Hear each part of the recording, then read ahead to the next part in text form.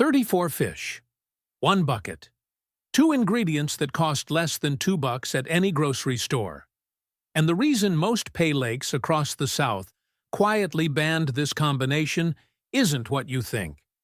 If this is your first time here, hit subscribe and ring the bell.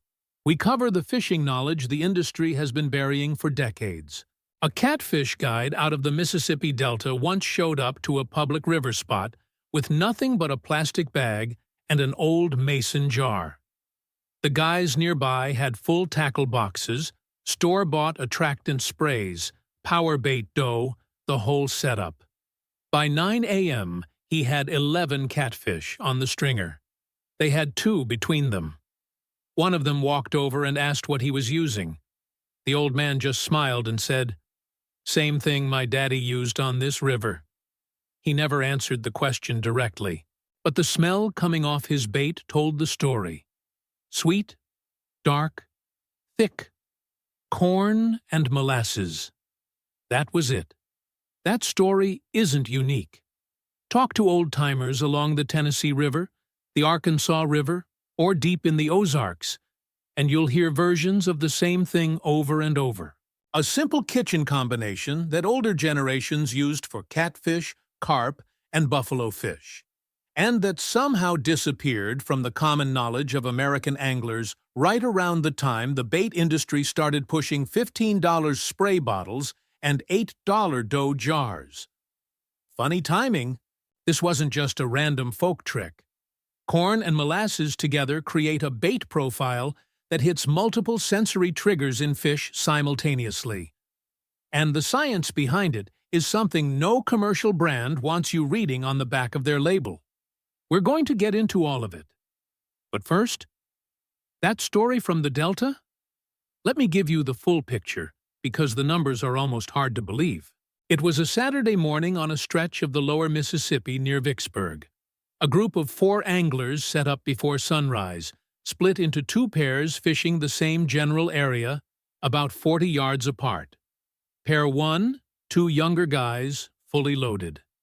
Power bait, catfish, attractant, commercial dough balls, store-bought stink bait in a resealable jar. They'd spent probably $35 on bait the night before at Bass Pro. Pair 2, 1 older man and his nephew. The uncle had a quart-size mason jar with a homemade corn and molasses mix he'd prepared 2 nights before, soaking sweet corn overnight and adding thick unsulfured blackstrap molasses the morning of. Total cost, under $1.50 tours. By noon, pair 2 had 23 fish. Channel cats, a couple of blues, and 1 fat carp that bent the rod hard. Pair 1 had 3. Same river, same stretch, same weather, same morning. The only variable was what was on the hook and in the water around it. The younger guys eventually walked over, and by the end of the day they were using the old man's mix. They finished the afternoon with 9 more between them. 34 fish. Under $2 in bait. Against $35 worth of commercial product that barely scratched double digits. That's not a fluke. That's a pattern. And once you understand why it works, you'll never look at your bait shop the same way. This knowledge, corn and molasses, the ratios, the preparation, the timing, is just one piece of what older American anglers knew cold. Generations of catfishermen in the Mississippi Delta, carp fishermen in the Ohio River Valley, buffalo fish hunters in the Arkansas River bottoms. They all had versions of this recipe. It moved through families like an heirloom, grandfather to son, whispered at the riverbank, never written down, never sold in a store. That's exactly the kind of knowledge I put together in the book Fishing at the Highest Level, The Water Game. Everything the industry won't put on a shelf.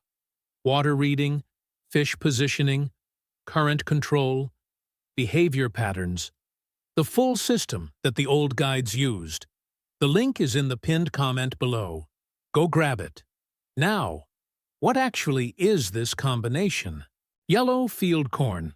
the same kind that's been grown in American river bottoms since before this country had a name. Soaked overnight, and then coated in blackstrap molasses. That's the core of it. Sounds almost too simple. But the reaction fish have to this combination is not simple at all. It's a biological trigger that taps directly into their feeding instincts in a way that $14 commercial attractants are literally trying to copy in a lab. And mostly failing. Old catfish guides on the Mississippi kept this recipe to themselves for a reason. The Ozark carp fishermen who worked the White River and the Current River knew it. Down in the Louisiana bayous, old-school anglers were soaking corn in cane syrup, the regional version of the same concept, and pulling fish out of spots that stumped everybody else. In the Tennessee River Basin, before the TVA dams changed everything, river families used fermented corn with molasses or sorghum as a standard part of their fishing prep. This wasn't exotic. It was practical knowledge that got pushed aside when the bait industry decided that packaged convenience was more profitable than a mason jar. Here's the biology, and pay attention, because this is the part that flips the whole thing upside down. Fish, catfish especially, but carp, buffalo, and most bottom feeders too, have an olfactory system that operates on a completely different level than ours. A catfish has taste buds all over its body, not just in its mouth. The entire fish is essentially a tongue.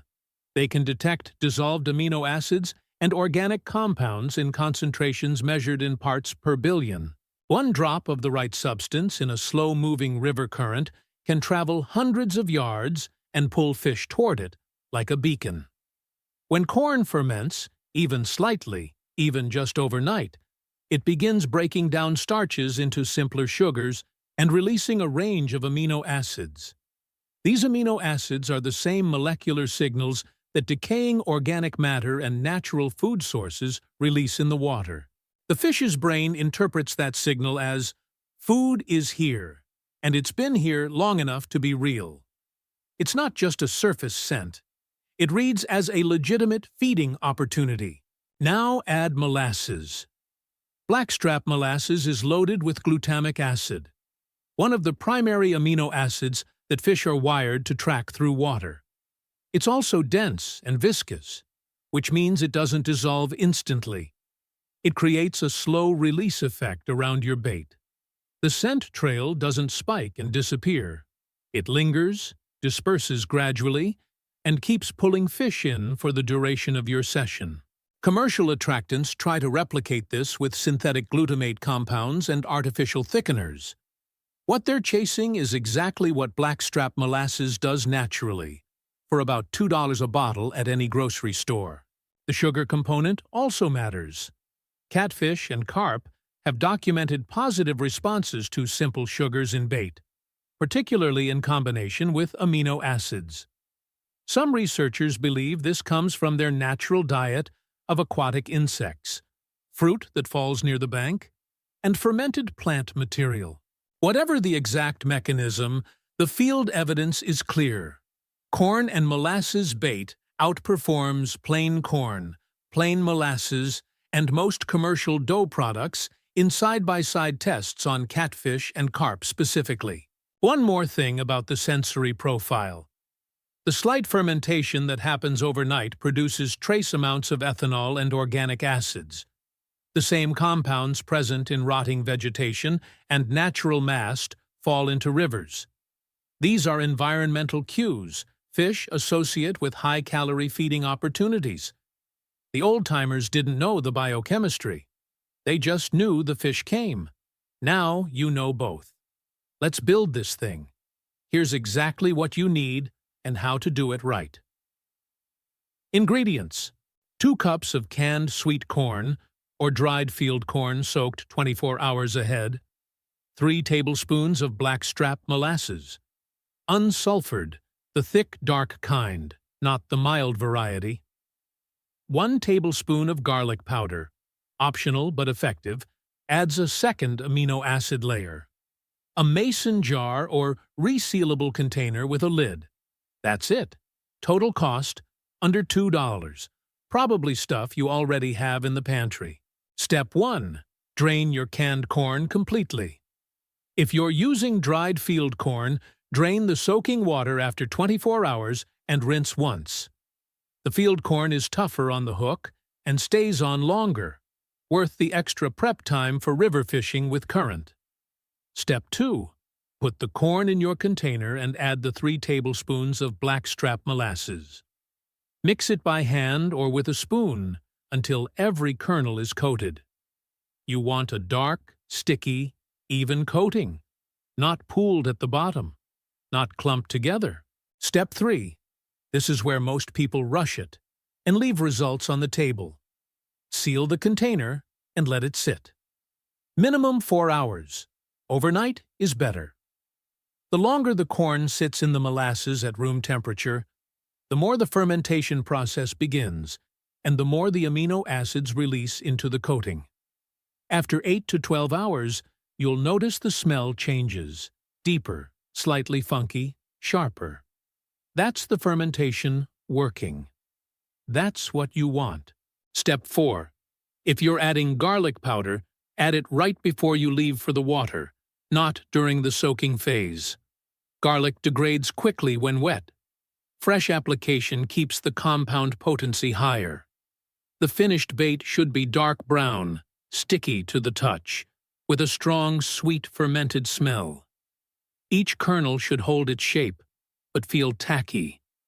If the molasses has pooled liquid at the bottom, it's too thin, or you used too little corn. Adjust the ratio and let it sit another hour. In the fridge, this mix keeps for 5 days easily. In the freezer, up to 3 weeks. Thaw the night before your trip and give it a quick stir before heading out. The fermentation pauses in cold but picks back up once it warms, so a room temperature rest after thawing makes a difference. Now, if you want to push this further, here are 3 additions that take the bait from strong to outright unfair. Anise extract. 2 drops, not more. Anise contains anethole, an organic compound that fish detect at extremely low concentrations. Old catfish guides along the Mississippi were using anise oil before it was a fishing product. They used it because it worked, not because a company sold it to them. 2 drops stirred in during the final mix is all it takes. More than that, and it actually repels fish. The smell becomes overwhelming even underwater. A pinch of brown sugar mixed into the molasses before coating. This deepens the sweetness profile and slightly speeds up the surface fermentation. If you're fishing somewhere with cold water, early spring in the Midwest, late fall in the Appalachian rivers, the sugar boost helps because fish are less active and need a stronger scent pull to trigger movement toward your bait. Bread crust crumbled into the mix. This sounds too simple, but the bread absorbs the molasses and creates small cloud bursts of scent every time a fish nudges the bait. Old-timers called this the bloom, tiny puffs of attractant that radiate out from the hook. It works especially well in still water like pay lakes and farm ponds. With those 3 additions, your bait now covers olfactory attraction through amino acids, taste stimulation through sugar compounds, and a slow-release scent delivery system. 3 senses. 1 mason jar. Under $3 total. And now you might be asking the obvious question. If this works this well, why isn't it on every shelf in every Bass Pro and Academy Sports in the country? Simple math. The fishing bait industry in the United States is worth over $800 million and is growing toward $1 billion. A significant portion of that revenue comes from attractants, dough baits, spray scents, and prepared stink baits. The exact category that corn and molasses renders unnecessary. A commercial catfish attractant spray retails for $12 to $16. The ingredients you'd use to make this recipe for a full season of fishing cost less than that for a single bottle. The companies aren't going to put that on a YouTube ad. The irony is that those commercial products are often trying to recreate exactly what blackstrap molasses provides naturally: glutamic acid, amino acid compounds, slow-release viscosity. They just do it with synthetic chemicals, package it in a bright bottle, and charge $14. When researchers at state fish commissions do side-by-side bait comparisons, homemade fermented corn recipes consistently show up in the results as competitive with or superior to most commercial dough and attractant products for catfish and carp. You won't see that in a company's marketing materials, but it's in the literature if you go looking. This is why the old guides kept quiet. It wasn't mysticism, it was competitive advantage. The man on the Mississippi River who consistently pulled limits while everyone around him blanked wasn't lucky. He had a system built on real knowledge, not a product someone sold him. Here's how to use it right on the water, because preparation is only half the equation. For catfish, channel cats, blue cats, and flatheads, the standard approach is 3 to 5 kernels on a circle hook, size 2 to 1/0, depending on how big the fish run in your water. Thread the hook through each kernel individually, not in a cluster. A cluster bunches and falls off faster. Individual kernels strung on the hook hold through current and repeated casting. Get your rig to the bottom. Channel cats especially are bottom feeders, and this bait is designed to work in the zone right at the substrate where decomposing organic matter naturally accumulates. For carp, which have exploded in popularity among American anglers over the last decade, use the hair rig setup if you're familiar with it. Corn on a hair rig with molasses coating is a classic combination that Midwestern carp anglers have been running for years. The bait sits just off the bottom, and the scent cloud disperses naturally around the presentation. If you don't use hair rigs, a simple 3-kernel bottom rig works fine. For buffalo fish on rivers like the Arkansas, Red River, or lower Mississippi tributaries, use a small dough ball with crumbled corn and molasses mix worked into it. Buffalo fish have a smaller, more downward-facing mouth than catfish, so smaller bait presentation converts better. Best time to fish this combination: early morning from first light to about 2 hours after sunrise, and again in the last 90 minutes before dark. Catfish and carp are most active during these low-light windows, and their olfactory systems are essentially in full drive mode during feeding periods. Water temperature between 65 degrees and 80 degrees is optimal. This is the range where catfish metabolism is high, and they're actively feeding rather than lethargic. In cold water, below 55 degrees, increase the molasses ratio and add the brown sugar boost mentioned earlier. Cold water slows scent dispersion, so a richer bait produces a stronger signal. In fast current, like main river channels, add the bread crust component so the bait releases scent bursts immediately, rather than relying purely on slow dispersion. The current works with you then, carrying the scent cloud downstream and pulling fish up toward your bait from below. One mistake that kills results: fishing this bait too clean. Don't wipe your hands between applications. The molasses residue on your fingers transfers to the line, the swivel, even the rod guide if you're not careful. And that scent trail in the water above your bait is an additional draw, not a problem. Old river guides used to drag the line through their bait mix intentionally for this reason. Avoid using this in heavily chlorinated or treated water near municipal intakes. The chlorine reacts with the organic compounds and can actually repel fish rather than attract them. Natural river water, farm ponds, and most lakes are fine. If the water smells like a swimming pool, find a different spot. Before you head out next time, let me paint you a picture. The guy next to you at the river has $40 worth of store-bought attractants, dough bait, and a commercial chum block. You've got a mason jar that cost you $1.80 to fill, prepared the night before while you were watching TV. 2 hours in, Your rod is going off. His isn't. He leans over and asks what you're using. You can tell him, or you can just smile and pull in another fish. That's the thing about this knowledge. Once you have it, it doesn't expire. You don't have to buy it again. You don't need to upgrade it. The fish don't care that it comes from a kitchen pantry instead of a blister pack. They never did.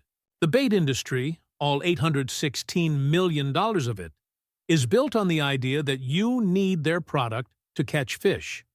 Every sponsored post, every end cap display at Academy Sports, every YouTube pre-roll ad for a new attractant formula is premised on you not knowing what 2 ingredients in your kitchen can do. The older generation of American river fishermen knew. The Delta guides knew. The Ozark carp men knew. Somewhere along the way, that knowledge got buried under marketing spend and a culture that confuses expensive with effective. You've got the recipe now.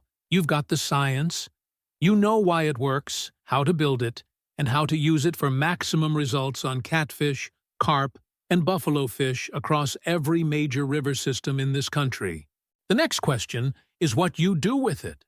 And that's only the beginning of what's waiting in fishing at the highest level. The water game. The full knowledge system the industry never wanted packaged in one place. Water reading, fish positioning, current and tidal control, behavioral patterns, the mental framework that separates an angler who guesses from one who decides. The link is right there in the first pinned comment. What's going to be different about your next trip to the water? Drop a comment and let me know. Subscribe and hit the bell. The next one covers something that's been sitting in a very specific region of this country for over 150 years. And almost nobody outside that community knows it exists.